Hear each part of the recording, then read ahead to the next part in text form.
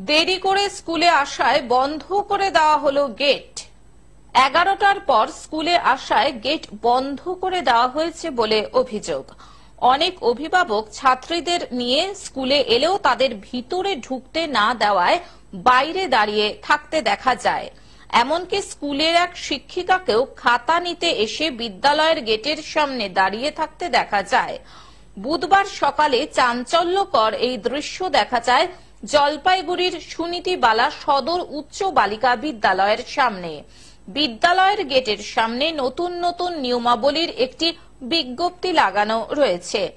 এবার পৌঁছানোর পর স্কুলের গেট আটকানো থাকে। তা আমরা জানতে চাই বাচ্চাগুলোকে কেন ঢুকতে দেওয়া হচ্ছে না। তখন দিদিমণি এসে বলেন যে 10:35 পর্যন্ত বাচ্চাদেরকে ঢোকানোর রাইট আছে। আমরা ওনার কাছে রিকোয়েস্ট করি যে আপনার সিস্টেম আমরা মেনে চলার চেষ্টা করি সবসময়। তো আজকের দিনটা আপনি বাচ্চাগুলোকে কনসিডার করুন। দার্জিলিং মেলের জন্য এটা হচ্ছে, দার্জিলিং মেলের জন্য এই ঘটনাটা ঘটছে।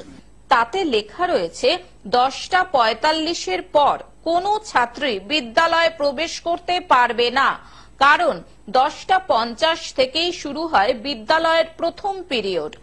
বিষয়টি নিয়ে ক্ষোভ প্রকাশ করেন অভিভাবকেরা।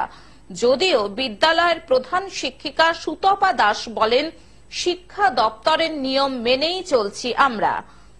দার্জিলিং মেল আমাদের শহরে একটা সমস্যা হয়ে দাঁড়িয়েছে। ওপাশ থেকে যে বাচ্চারা আসে প্রায় প্রতিনিয়তই তারা এই সমস্যাটার মধ্যে দিয়ে আসে পড়ে, কিন্তু স্কুল সরকারি নিয়মের বাইরে গিয়ে, স্কুল তো তার নিজের গণ্ডির বাইরে সরকারি নির্দেশের বাইরে গিয়ে অন্য কিছু দেখতে পারে না। তার তো একটা নির্দিষ্ট দেখার স্কোপ আছে। তো অভিভাবকরা রেগে যাচ্ছেন বুঝতে পারছি, কিন্তু আমি আমার সীমাবদ্ধতার কথা তাদের জানিয়েছি। জলপাইগুড়ি থেকে সায়ন সেনের রিপোর্ট, গ্লোব নিউজ। এখন থেকে গ্লোব টিভি দেখুন আপনার স্মার্টফোনেও। গুগল প্লে স্টোর অথবা অ্যাপল স্টোর থেকে ডাউনলোড করুন গ্লোব টিভি লাইভ অ্যাপ। এছাড়াও জিও টিভি অ্যাপ থেকেও দেখুন গ্লোব টিভি লাইভ।